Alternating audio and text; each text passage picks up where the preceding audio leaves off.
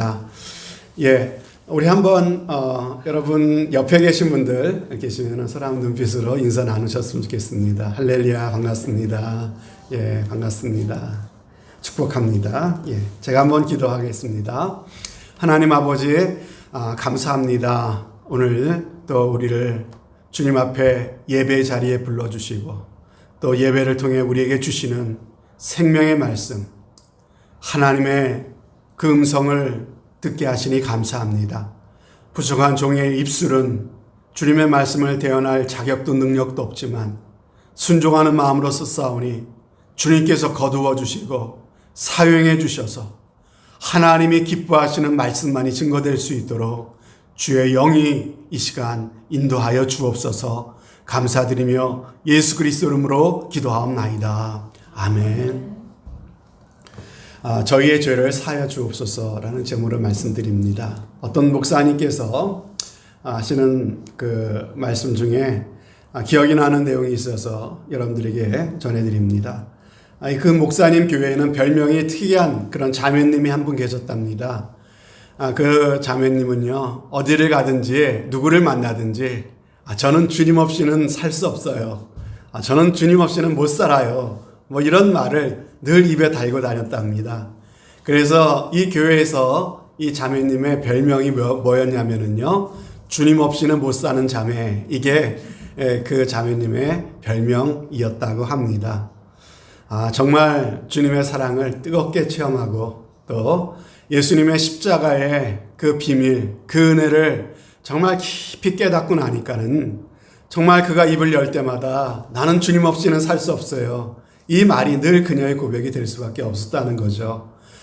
하도 그렇게 말하고 다니니까 그러니까 교회에서 별명이 주님 없이는 못 사는 자매라고 붙지를 않았겠습니까? 참 부럽다 이런 생각을 해봅니다. 그런데 어느 날 이 자매님이 목사님에게 할 말이 있다라고 얘기를 하더랍니다. 그래서 목사님이 너 또 나한테 주님 없이 못 살아야 그러려고 그러지? 이렇게 얘기를 했더니 아니에요 목사님, 오늘은 놀라운 사실을 하나 깨달은 게 있어요. 그렇게 얘기를 하더랍니다. 그래? 그게 뭔데? 물었더니 내가 주님 없이 살 수 없는 것처럼 우리 주님도 나 없이는 살 수 없다는 것을 깨달았어요. 이렇게 얘기를 하더랍니다. 이 말을 하면서 눈물이 글썽글썽하면서 이야기를 하더랍니다. 여러분 정말 놀라운 사실 아닙니까? 주님의 사랑을 정말 아는 사람이라면은 나도 주님 없이는 살 수 없지만은 주님도 나 없이는 살 수 없는 겁니다. 이 깊은 사랑을 아는 사람은, 정말 이 깊은 사람을 깨닫고 맛보며 살아가는 사람은요, 세상에 뭐가 부럽겠습니까? 세상에 가장 참 행복하고 참 기쁘고 복된 사람이 바로 이런 사람인 줄로 믿습니다. 저는 고난주간을 맞이하면서 정말 저와 여러분들에게 이런 복이 있었으면 좋겠어요. 이런 이야기를 들어도 이게 무슨 얘기를 하는가 싶으신 분들이 아마 이 말씀을 들으시는 분들 중에는 계시리라고 생각합니다. 주님 없이는 살 수 없다는 말, 듣기는 좋은 말 같은데 별로 공감이 되지 않는 분들 말입니다. 그런데 하물며 예수님도 나 없이 살 수 없다라는 말, 도무지 상상할 수도 없고 믿어지지도 않고 이해도 되지 않는 그런 분들이 계시리라고 생각합니다. 저는 바라기는 정말 오늘부터 시작되는 이 고난주간을 보내시면서 예수님께서 왜 그런 고난을 당하셔야만 됐는가? 예수님이 그 끔찍한 십자가가 나에게 무슨 의미가 있는 것인가? 여러분도 한번 깊이 곰곰이 생각해 보시는 가운데 정말 그 의미가 여러분 마음에, 여러분 심령에 정말 부딪혀오는 그런 귀한 은혜가 있으시길 바랍니다. 하나님이 정말 나를 이렇게 사랑하시는구나. 정말 이렇게 끔찍히 사랑하시는구나. 그 비밀을 알면요, 하나님이 나 없이는 못 사시는구나. 이 말이 무슨 의미인지 여러분들도 이해하시게 되고 고백하게 되실 줄로 믿습니다. 이런 은혜를 저와 여러분이 사모하면서 이 한 주간을 보냈으면 좋겠습니다. 사랑하는 여러분, 그렇습니다. 저와 여러분이 하나님의 사랑 많이 얘기하는데 정말 하나님의 사랑을 가장 깊이, 가장 정확하게 가장 잘 알 수 있고 깨달을 수 있고 경험할 수 있는 게 뭡니까? 바로 예수님의 십자가입니다. 예수님의 십자가예요. 우리가 이 십자가 앞에 서게 될 때 정말 우리가 깨닫게 되는 게 있죠. 그게 뭡니까? 먼저 깨닫게 되는 것은 우리가 지은 죄가 얼마나 크고 얼마나 심각한 것인가라고 하는 것을 이 십자가를 통해 우리는 알게 됩니다. 여러분 그렇지 않습니까?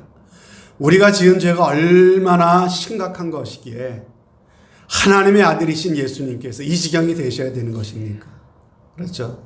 이것을 보면서 우리의 죄가 얼마나 참 심각한 것인지 십자가형이 그것을 보여주고 있어요. 그럼에도 불구하고 이렇게 우리가 끔찍한 죄인이고 저주를 받아 마땅한 죄인임에도 불구하고 하나님께서는 그럼에도 불구하고 우리를 얼마나 사랑하시는지가 바로 십자가에 나타나 있는 줄로 믿습니다. 그래서 우리는 이 십자가의 은혜를 깨닫지 않고는 우리를 향하신 하나님의 사랑을 안다라고 해도 제대로 아는 것이라고 말할 수가 없는 것이죠. 물론 교회 다니고 신앙생활 하면서 나름대로 하나님에 대한 체험을 가질 수는 있습니다. 예를 들어서 차를 타고 가다가 교통사고를 크게 당했는데 나랑 같이 타고 가던 사람들은 다 크게 다쳤는데 나만 다치지 않았다든지 기적적으로 나만 크게 다치지 않았다든지 그런 사건을 통해서 하나님이 살아계시는구나 느낄 수 있어요. 또 꿈속에서 주님을 만났다든지 이런 일을 통해서 정말 하나님을 체험할 수 있어요. 그렇지만 십자가에 대한 깨달음, 십자가에 대한 체험이 없이 이런 체험만으로 크리스찬의 체험은요 온전한 체험이 될 수가 없다는 거예요. 정말 우리가 깨달아야 되는 것 중에 우리가 체험해야 될 것 중에 가장 귀한 체험과 깨달음은 십자가에 나타난 하나님의 사랑인 줄로 믿습니다. 여러분 십자가에 대한 얄팍한 이해와 경험은요 얄팍한 신앙을 낳을 수밖에 없는 것입니다. 기억하십시오. 여러분이 이 십자가의 사랑을 얼마나 깊이 알고 깨닫고 경험했느냐에 따라서 바로 여러분이 얼마나 주님을 뜨겁게 사랑할 수 있는지, 얼마나 내가 주님을 사랑하고 주님이 기뻐하시는 삶을 살아갈 수 있는지가 거기서 결정될 것이라고 하는 것입니다. 저는 이 한 주간 말씀드린 것처럼 예수님께서 십자가에서 남기신 십자가상에서의 일곱 마디의 말씀, 가상칠언이라고 하는 이 일곱 마디의 말씀 중에서 네 마디의 말씀을 선별해서 이 말씀과 함께 예수님의 십자가와 고난에 대해서 한번 같이 묵상해 보려고 합니다. 특별히 이 말씀을 통해서 주님이 우리에게 베푸신 십자가의 속죄의 은혜가 얼마나 놀라운 것인지, 십자가를 통해 우리에게 부어주신 하나님의 사랑이 얼마나 크고 얼마나 참 깊은 것인지 깊이 깨닫고 체험하는 그런 시간이 꼭 되실 수 있기를 바랍니다. 오늘은 십자가에서 남기신 가상칠언 중에서 첫 번째 말씀이셨습니다. 첫 번째 말씀이셨어요. 여러분, 예수님께서 십자가상에서 남기신 첫 번째 말씀은 바로 아버지여 저들의 죄를 용서하여 주옵소서 하시는 그런 말씀이었죠. 먼저 우리가 예수님께서 십자가에서 이런 말씀들을 남기실 때 예수님의 상황에 대해서 우리가 먼저 이해할 필요가 있습니다. 이 말씀을 하시던 예수님의 그때의 상황이 어떤 상황이었습니까? 그럼 한번 상상해 보십시오. 예수님이 지금 십자가에 매어 달려있는 그 상황입니다. 예수님은 십자가에 못 박히시기 전에 이미 채찍질을 당하셨어요. 여러분 아시다시피 채찍질은 그냥 가죽끈으로 된 채찍질이 아닙니다. 살갗을 파내는 그런 채찍질이에요. 그래서 온몸에서 피가 흐르고, 그죠? 이미 지칠 대로 지치신 그러한 예수님. 그러고 나서 양 손목에 못이 박히게 되는 것이죠. 여러분 손바닥에 못이 박히면은 체중을 견디지 못하고 찢어지니까 팔목에다 못을 박았다 그러지 않습니까? 그리고 나서 계속되는 그러한 이야기, 여러분 십자가의 고통에 대해서 우리가 이해할 수 있게 어떤 한 의학자가 예수님이 십자가에서 당했을 고통에 대해서 이런 글을 썼습니다. 그 글의 일부를 여러분들에게 읽어드릴 테니까 한번 잘 들어보시고, 여러분 예수님이 지금 이 말씀을 하실 때 예수님의 상황이 어떤 상황이었고 어떤 고통 중에 있었는지 여러분들 한번 상상해 보시길 바랍니다. 군인들은 예수님의 무릎이 약간 9분 정도의 여유를 두면서 왼발 위에 오른발을 포개놓고 오목하게 된 두 발의 포개진 발등 위로 사각지고 육중한 쇠못 하나를 망치로 내려 박았다. 이로써 십자가에 못 박는 작업은 끝이 났다. 몸이 늘어지면서 몸무게가 양 손목과 발목에 못 박힌 곳에 쏠릴 때마다 격렬한 아픔이 팔과 발을 타고 뇌를 장렬시키고 있었다. 손목과 발목에 박힌 못은 팔과 다리를 관통하는 신경을 강하게 건드리고 있기 때문이다. 예수님은 몸이 앞으로 쏠릴 때 오는 고통을 피하려고 몸을 위로 곧게 세우려고 했고, 그렇게 되면 그의 온몸의 무게가 못 박힌 발에 쏠리게 되었다. 고통은 이것만이 아니다. 팔이 지쳐서 쥐가 나는 현상이 생기게 되며 심한 탈수와 산소 공급의 부족으로 근육 경직 현상, 쥐가 나는 것이죠. 근육 경직 현상이 생기며 무지막지하고 쥐어짜는 듯한 통증이 온몸을 파도치듯 엄습한다. 이 고통 때문에 그는 목을 위로 세울 수가 없고 공기가 폐속으로 들어오나 내뿜을 수도 없었다. 혼신의 힘을 다해 몸을 세워 숨을 내쉬어 한 모금의 산소를 마시고자 싸움을 계속할 수밖에 없었다. 여러분, 어떠한 상황인지 대충 이해가 되십니까? 단지 못이 박혀 손과 발이 아픈 정도가 아니라 온몸에 참 일어나는 그러한 의학적인 현상 때문에 온몸에서 쥐가 나고 호흡을 할 수가 없는, 참으로 인간이 당할 수 있는 최대한의 어떤 고통을 지금 당하고 있는 그런 상황이라고 하는 것이죠. 예수님께서 십자가에서 하신 말씀은 바로 이러한 극심한 고통 가운데 남기셨던 말씀이다라고 하는 겁니다. 그 말씀이 우리에게 얼마나 꼭 필요한 말씀이었으면 그 십자가에 달리셔서 지옥을 넘나드는 듯한 그 고통 가운데서 우리에게 그 말씀을 전해주셨는가라고 하는 것이죠. 먼저 예수님이 십자가에 달리셔서 하셨던 첫 번째 말씀은요, 바로 기도의 탄원이었다고 하는 것입니다. 여러분, 아버지여 저희의 죄를 사하여 주옵소서. 저희가 하는 일을 알지 못함이니이다. 뭡니까? 하나님께 드리는 기도였죠. 저는 이 말씀을 묵상해 보면서 어떻게 주님이 이런 극심한 고통 가운데서 하나님께 기도할 수 있었을까 하는 생각을 해보았습니다. 여러분도 육신의 질병이나 사고로 끔찍한 통증을 경험해 보신 적이 있으실 겁니다. 여러분, 끔찍한 고통 가운데 기도하기가 쉽던가요? 여러분, 결코 쉽지 않습니다. 그러나 주님이 이처럼 십자가상에서의 말씀을 기도로 시작할 수 있으셨던 것은요, 결코 우연이 아닙니다. 이 결정적인 순간에 주님이 기도하실 수 있었던 것은요, 바로 예수님이 평생의 온전한 기도의 삶을 살아오셨기 때문에 가능했던 일인 것입니다. 사랑하는 우리 벤처락 카운티 장로교회 성도 여러분, 여러분의 삶과 신앙에 결정적인 위기가 찾아오는 순간에도 여러분들은 기도할 수 있으시겠습니까? 그리고 이 땅에서의 여러분의 삶의 마지막 임종의 순간, 그 중요한 이 땅에서의 마지막 순간에도 여전히 여러분들은 하나님 앞에 기도하실 수 있으시겠습니까? 급한 일, 어려운 일 당할 때 정작 기도가 되지 않는다고 답답함을 호소하시는 분들이 많이 계십니다. 참 어려울 때 기도할 수 있는 것이야말로 진정한 영적인 실력입니다. 여러분, 아무리 큰 일을 만나도, 아무리 어려운 일을 만나도, 아무리 아프고 고통스러운 일을 만나도 내가 하나님 앞에 참으로 기도할 수만 있다면요, 얼마든지 그 어려움을 이겨낼 수 있지 않습니까? 기도가 안 되는 것이 힘든 것이에요. 기도만 된다면요, 우리 믿는 사람들은 아무리 큰 문제도 얼마든지 이겨낼 수 있고 극복해 갈 수 있는 줄로 믿습니다.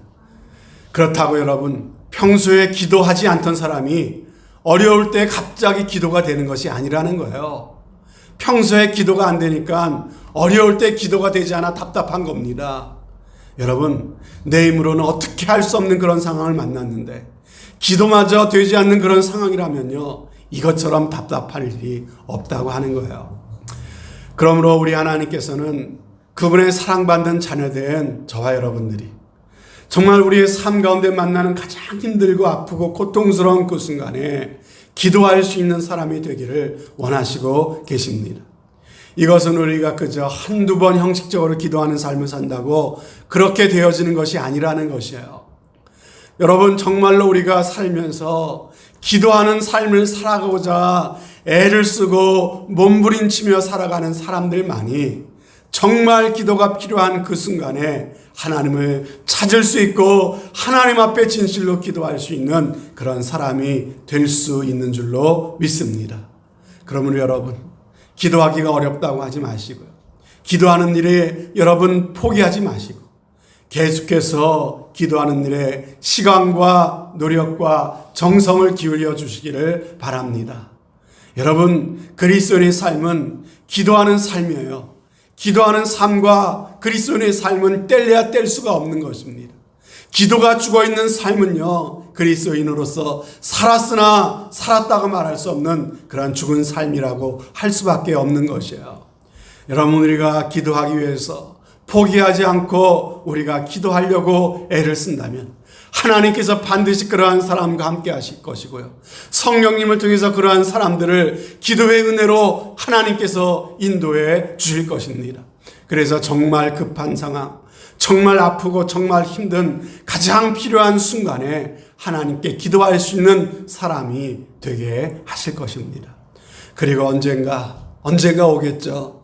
정말 죽음이라고 하는 가장 힘든 죽음의 순간, 마지막 인생의 마지막 순간에 참 하나님께 기도할 수 없어 답답한 그러한 상황에서 참 마지막이 되는 것이 아니라 가장 마지막 순간, 의식이 희미해져 가는, 무의식 가운데 들어가는 그 순간까지도 하나님을 부르며 하나님 앞에 기도하며 하나님을 바라보며 평안한 중에 주님의 품에 안길 수 있는 믿음의 사람이 되실 줄로 믿습니다.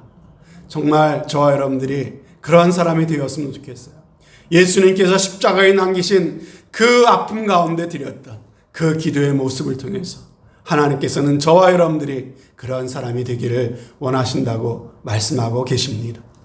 두 번째는 무엇입니까? 두 번째는 죄사함을 받는 일보다 시급하고 중요한 일은 없다는 것을요, 오늘 예수님의 첫 번째 말씀을 통해 우리에게 깨닫게 해주십니다. 그렇습니다. 주님께서 십자가에서 죽어가시면서 남기신 천마디의 간절한 기도, 이 기도는 주님께서 이 땅에서 하나님께 올리셔야만 했던 가장 다급한 기도가 아니었을까요? 가장 절실하고 가장 필요하고 가장 다급한 기도가 바로 이것이라는 것입니다. 그게 뭡니까? 바로 우리들이 죄사함을 받아야 되는 문제, 이것이 가장 절실하고 다급한 문제였다라고 하는 거예요. 그러니까 그 극심한 고통 가운데서 가장 첫 번째로 예수님께서 하셨던 기도가 바로 우리의 죄를 용서해 달라고 하는 그런 기도가 아니었겠습니까? 하나님을 떠난 인간에게 가장 시급하고 중대한 문제가 바로 이 죄사함의 문제다라고 하는 것입니다. 사랑하는 여러분, 이 세상에 사는 사람들은요, 정말 잘났든지 못났든지, 많이 가졌든지 못 가졌든지, 많이 배웠든지 못 배웠든지 상관없어요. 오직 한 종류의 인간밖에는 없습니다. 인간은 한 종류밖에 없어요. 모두가 다 죄인이라는 것입니다. 죄인. 다만 어떤 사람들은 하나님으로부터 죄 용서를 받은, 용서받은 죄인이고요, 어떤 사람들은 아직 죄사함을 받지 못하고 살아가고 있는 용서받지 못한 죄인이라고 하는 차이가 있을 뿐 죄인이라고 하는 본질에는요 모두가 다 같다라고 하는 것이죠. 그러나 용서받은 죄인과 용서받지 못한 죄인의 차이는요 너무나도 중요하고 너무나도 큰 것입니다. 오늘 제가 마음을 다해 여러분들에게 다시 한번 묻습니다.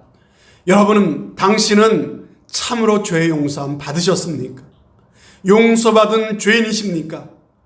이 질문에 여러분은 확실하게 예라고 대답하실 수 있으십니까? 만약 여러분들이 확신 있게 여러분이 대답하실 수 없으시다면 당신은 오늘 인생을 염려하고 삶을 계획하고 애쓰고 힘쓰는 모든 일들이요 아무런 의미도 아무런 가치도 없다는 것을 여러분들 깨달으시기를 바랍니다. 뿐만 아니라 죄사함을 받지 못한 채 그렇게 살아가고 있는 여러분의 인생이라면 그런 삶은 살아가면 살아갈수록 하나님의 진노만 더욱더 쌓고 있는 것일 뿐이라는 것을 깨달으시기를 바랍니다. 그렇습니다. 이것은 제가 드리는 말씀이 아니라 바로 성경이 여러분의 인생에 대해서 말씀하고 있는 내용이라고 하는 거예요. 그러므로 하나님을 떠난 인간들의 유일한 희망은요 하나님으로부터 죄사함을 받는 것입니다. 왜 존귀하신 예수님께서 하늘의 영광을 버리시고 종의 형체를 가지시고 이 땅에 오셔야만 한 것입니까? 그 예수님께서 무엇 때문에 그 흉악한 강도들과 함께 십자가에 높이 달리셔서 이 끔찍한 고통을 당하셔야만 했던 것입니까? 이 모두가 바로 하나님께 죄 용서함 받을 수 있는 길을 열어주시기 위함 아닙니까? 만약 여러분들이 아직도 용서받지 못한 죄인으로 살아가고 계시다면요 바로 저와 여러분들을 위한 예수님의 십자가 앞으로 나오시기를 바랍니다. 하나님께 당신의 살아온 날들의 죄를 고백하시고 당신이 하나님 앞에 죄인임을 고백하시기 바랍니다. 그리고 지금 십자가의 구속의 보혈로 여러분의 더러운 죄를 덮어달라고 나의 모든 죄를 사해달라고 주님의 긍휼을 구하시기를 바랍니다. 여러분 저는 하나님 앞에 참 감사한 게 바로 이것이에요. 세상의 일들 중에는 아무리 내가 노력하고 힘쓰고 애써도 안 되는 일은 안 돼요. 안 되는 일들은 안 되는 겁니다.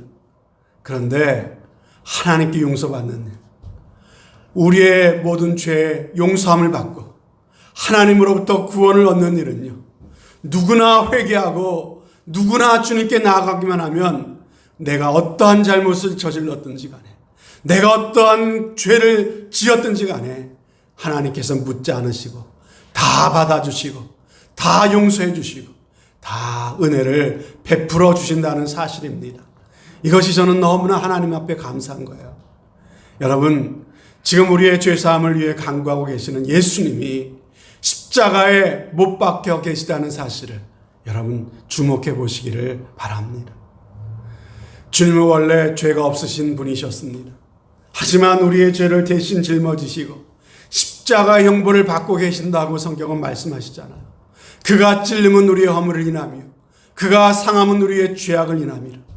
그러므로 예수님은 지금 십자가에서 우리 죄인들을 향한 하나님의 인내가 끝나면 용서받지 못한 인간들에게 부어질 그 무서운 하나님의 진노의 심판을 지금 십자가에서 미리 맛보고 계시는 것입니다. 그리고 그 무서운 심판을 맛보시면서 하나님 앞에 지금 간절한 간구를 올리고 계신 거예요. 아버지여 저들의 죄를 용서하여 주옵소서. 혹시 이 자리에 정말로 이 말씀을 들으시는 여러분들 중에서도 아직 죄사함을 받지 못하신 분이 계시다면, 아직까지 이런 확신을 갖지 못하신 분들이 계시다면 다시 한번 주님의 이름으로 권면드립니다. 지금이야말로 당신이 마음을 다하여 이 말씀에 귀를 기울이며 하나님으로부터 오는 그 값없이 주시는 죄사함을 받아들여야 할 때인 것입니다. 하나님 앞에 지은 죄에 대한 용서함 없이 여러분의 인생이 결코 영원을 향하여 사는 인생이 될 수는 없는 것입니다. 하나님의 진노는 여러분들을 위해 있는 것이고요. 언젠가 하나님의 인내는 끝난 날이 올 것이고요. 오늘 그 예수 그리스도의 십자가에서 참 보여주는 이 끔찍한 고통이 바로 저와 여러분들에게 부어질 하나님의 끔찍한 진노인 것을 우리 가운데 보여주고 계신 것입니다. 그러므로 예수님께서 십자가의 피난처로 저와 여러분을 부르고 계신 것입니다. 돌아와 참여하고 값없이 주시는 그 믿음을 받으시기를 바랍니다. 그냥 믿으라고 하면 여러분, 제가 여러분 믿으십시오라고 이렇게 말한다면, 아니 목사님 나도 믿고 싶은데 믿어져야 믿지요. 믿어지지 않는데 어떻게 억지로 믿으라는 겁니까? 이렇게 말씀하시는 분들이 간혹 계세요. 그러므로 저는 믿으라고 여러분들 말씀드리지 않습니다. 뭐라고 말씀드렸습니까? 믿음을 받으십시오라고 여러분들에게 지금 말씀하고 있어요. 여러분, 구원 얻는 믿음은요, 내가 억지로 믿으려고 하는 것이 아닙니다. 여러분, 받는 거예요. 받는 거.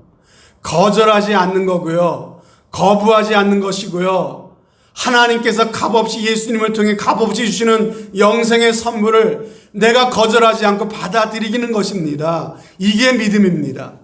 영생의 선물이신 예수님을 거절하지 않고 내 마음에 모셔드리는 거예요. 값없이 주시는 죄사함의 선물을 받으십시오. 이것이 하나님의 진노를 피하는 유일한 길이라고 십자가는 말씀하고 있는 것입니다. 주님은 지금 우리가 이 죄사함을 받지 못하게 될 때 우리 인간들이 당하게 될 끔찍한 하나님의 진노를 지금 십자가에서 맛보고 계신 겁니다. 그래서 예수님은 가장 먼저 죄인들을 위해 그들의 죄를 사해달라고 하나님께 기도하실 수밖에 없었던 거 아니겠습니까? 이 기도를 들으시는 주님의 사랑, 주님의 용서를 마음을 열고 받아들이시기를 주님의 이름으로 축복합니다. 그리고 마지막으로요.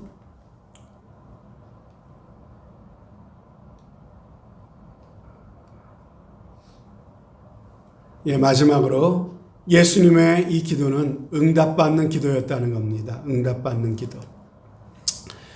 예수님께서 십자가의 그 고통 속에 꿈틀거리면서 정말 그 극심한 고통 가운데 하나님께 하소연하듯 드렸던 기도. 그 기도의 음성은 십자가 주변에 모여든 사람들의 그 무리들의 웅성거리는 소리, 그리고 떠드는 소리 속에 묻혀버리지 않았겠습니까? 그리고 예수님은 그렇게 숨을 거두셨고 모든 것은 무의미하게 다 끝나버린 것처럼 보였을 겁니다. 하지만 그로부터 50일이 지났습니다. 예루살렘에 어떤 일이 벌어졌습니까? 오순절날 성령 강림이 있었던 그날, 그 자리에 모여든 많은 사람들 앞에, 그 많은 사람들 중에는 지금 예수님의 십자가를 바라보며 조롱하며 비웃고 있는 사람들이 있었을 것이죠. 구경하고 있는 사람들이 있었을 것이죠. 그 많은 사람들에게 베드로가 전합니다. 예수 그리스도, 너희가 십자가에 못 박아 죽인 그분이 다시 부활하셔서 우리의 메시아가 되셨다라고 전파하고 증거합니다. 그럴 때 사람들은 자신의 가슴을 치며 이구동성으로 우리가 어찌할 거라고 그렇게 부르짖습니다. 그때 베드로가 말하죠. 너희가 회개하고 죄사함을 받으라고요. 그렇게 예수님을 전합니다. 그때 저들은 하루에 예수님을 영접하고 3,000명, 5,000명 주님 앞에 돌아와 회개하고 세례를 받았다고 성경은 말씀하고 있습니다. 여러분 보십시오. 십자가에서 드렸던 주님의 이 기도는 그냥 사람들의 소리에 묻혀버리는 의미 없는 소리가 아니었다는 것이에요. 그 기도는 하늘의 보좌를 움직였던 것입니다. 주님은 십자가에서 그렇게 운명하셨지만 그 주님은 다시 부활하셨습니다. 뿐만 아니라 십자가에 드렸던 그 기도는요, 그 기도가 드려진 지 불과 50일 후에 예수님을 조롱하고 못 박은 현장에 있던 수많은 사람들이 주님 앞에 나와 회개하고 새로운 생애를 살아가게 만들었다라고 하는 것입니다. 주님의 기도는 의미 없이 사라지지 않았습니다. 응답받는 기도였던 것입니다. 사랑하는 여러분, 더 놀라운 사실은요, 주님이 드렸던 기도는 여기서 머물지 않습니다. 또 다른 열매를 맺어 자라기 시작합니다. 이 위대한 기도를 그대로 본받아서 기도했던 하나님의 사람이 있었습니다. 누구죠? 누구죠? 바로 스데반 집사님이셨죠. 이 스데반도 예수님과 똑같은 기도를 드립니다. 이 예수님을 전하다가 사람들에게 돌로 쳐서 죽임을 당하시죠. 돌로 치는 불들 가운데 죽어가면서 이 스데반 집사님은 기도합니다. 하나님이시여, 저들의 죄를 용서하여 주옵소서. 저들은 자기가 하는 일을 알지 못합니다. 예수님이 십자가에서 하셨던 똑같은 기도를 이 스데반 집사님도 기도합니다. 그리고 그렇게 무참히 죽어갔습니다. 그렇지만 그가 드렸던 기도 역시 죽지 않고 살았다는 것을 우리는 잘 알고 있습니다. 이 스데반의 죽음의 현장에 누가 있었습니까? 스데반은 마땅히 죽어 마땅하다고 여겼던 한 청년, 사울이라는 청년 있지 않습니까? 그는 돌에 맞아 피를 흘려 죽어가면서도 저들의 죄를 용서해달라고 기도했던 스데반의 모습을 잊을 수가 없었을 것입니다. 그러던 중에 이 사울이 다메섹이라는 도시에 예수 믿는 사람들을 핍박하러 가는 도중에 주님을 만나지 않습니까? 정말 스데반 그 집사님의 기도처럼 이 핍박자 사울을 주님이 용서해 주셨습니다. 그리고 이 사울을 구원하시고 부르시기 위해 그를 찾아가 주셨습니다. 사울아, 사울아, 네가 어찌하여 나를 핍박하느냐? 그 큰 용서로 찾아오신 주님 앞에 사울은 변화되어 바울이 되었고요. 그의 생애를 통해서 소아시아와 로마 지역까지 수많은 교회들이 세워지게 되었습니다. 오늘 우리가 듣고 있는 이 예수님의 십자가상의 첫 번째 기도의 응답은요, 여기서 끝난 것도 아닙니다. 이 기도의 열매가 오랜 세월을 흘러 우리 조국, 우리 한반도에까지 이르게 되었습니다. 여러분, 우리 한반도에 첫 번째 순교의 피를 흘렸던 분이 누굽니까? 바로 영국의 27살의 꽃다운 나이에 한국에 건너온 바로 토마스 선교사님 아니겠습니까? 한번 이 토마스 선교사님 어떻게 열매를 맺고 있는지 이 기도가 여러분들 짧은 영상 잠깐 한번 보시도록 하겠습니다.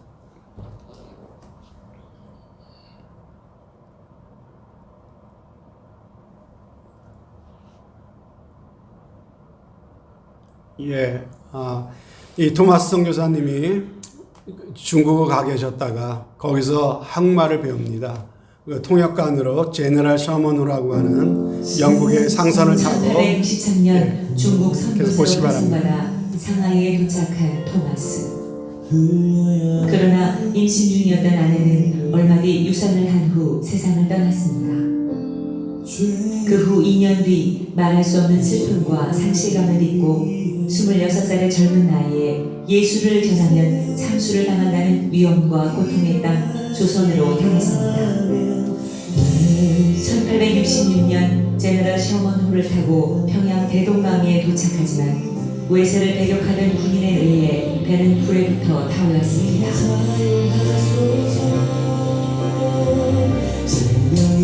다급해진 토마스는 뱃머리로 올라가 성경을 뿌리기 시작했습니다. 결국 그는 마지막 성경 한 권을 가지고 무트로 올라와 자신을 죽이려는 박춘권에게 성경을 건네주려 하지만 거절당했습니다. 그리고 얼마 동안 최후의 기도를 드린 후 그 자리에서 목베임을 당해 순교하였습니다.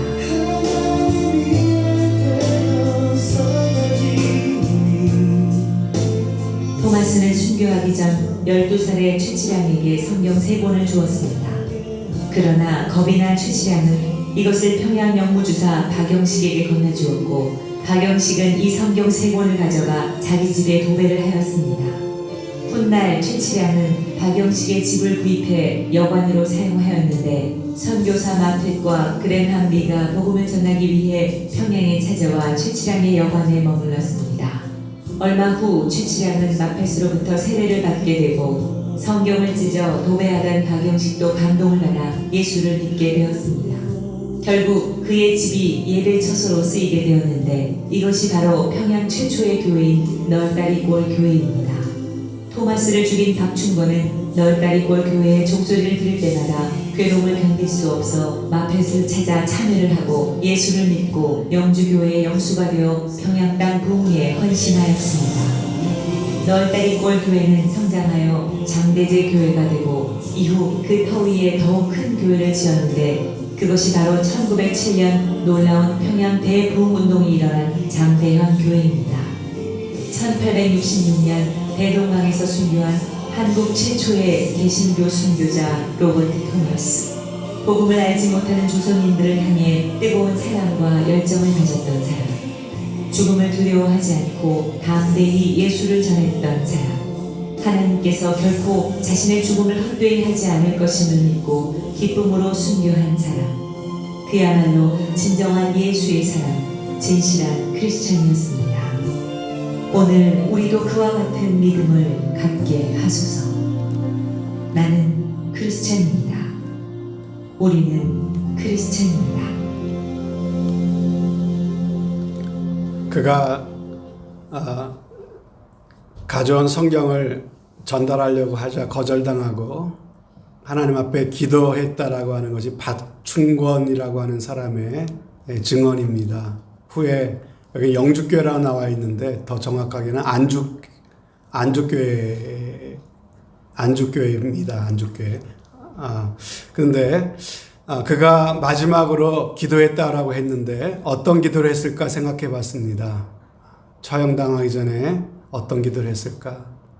예수님께서 마지막 다급한 순간이 드렸던 그 기도 아니었겠습니까? 주여, 저들의 죄를 용서하여 주옵소서. 내 생명을 받으시고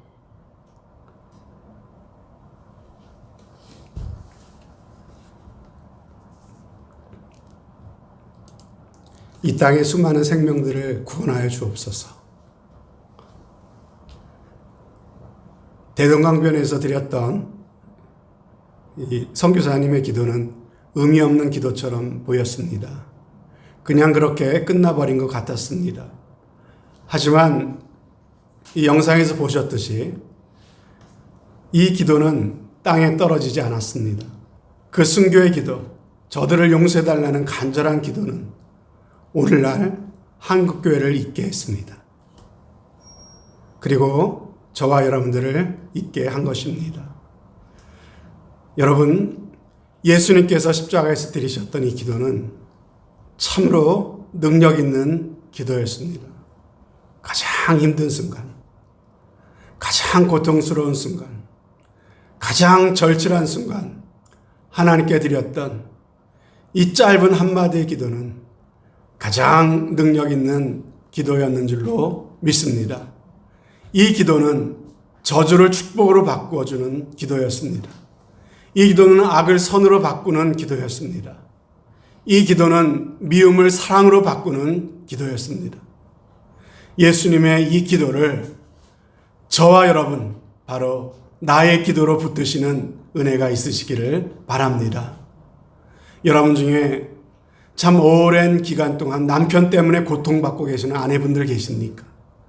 이 기도를 여러분의 기도로 붙드시기를 바랍니다.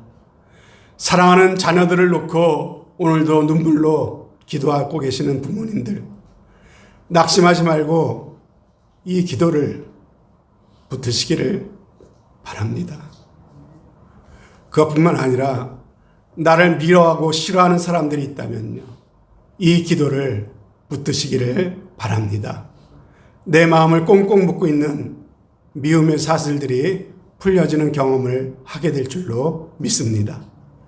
오늘 고난주간을 시작하면서 십자가 앞에서 들려오는 이 음성이 우리의 심령에 분명히 들려지기를 바랍니다. 아버지여, 저들의 죄를 용서하여 주옵소서. 저들은 자기가 하는 일을 알지 못함이니이다. 이 기도처럼 저와 여러분들 모두 하나님의 한없는 용서와 죄사함을 누리시고 또 우리도 주님처럼 이 기도를 가지고 기도하며 살아가시면서 용서와 치유의 놀라운 은혜를 경험하며 이 사랑을 나누며 살아가시는 귀한 은혜가 있으시기를 주님의 이름으로 축원드립니다. 아멘. 하나님 아버지 감사합니다. 정말 우리를 위해 그 십자가의 끔찍한 고난을 당하신 우리 주님의 크신 사랑과 은혜를 생각할 때 한없는 감사와 찬송을 올려드립니다. 오늘 우리를 위해 그 끔찍한 고통을 당하시면서 아버지여 저들의 죄를 용서하여 주옵소서 기도하셨던 주님, 그 기도 때문에 우리가 용서함 받았고 그 기도를 힘입어 우리가 살았습니다. 아버지 하나님 감사합니다. 우리 주님 감사합니다. 그 은혜를 우리도 값없이 입었음에 우리도 참 우리의 이웃들을 향하여 이러한 기도로 축복하며 살아갈 수 있도록 은혜를 베풀어 주옵소서. 오늘 말씀을 듣는 분들 중에 아직까지 내 마음에 죄사함에 확신이 없는 분이 계시다면 이렇게까지 우리를 사랑하시며 용서의 은혜를 베푸시기 원하시는 주님 앞에 마음 귀한 은혜가 있도록 주여 역사하여 주옵소서. 예수 그리스도를 받들어 기도하옵나이다. 아멘.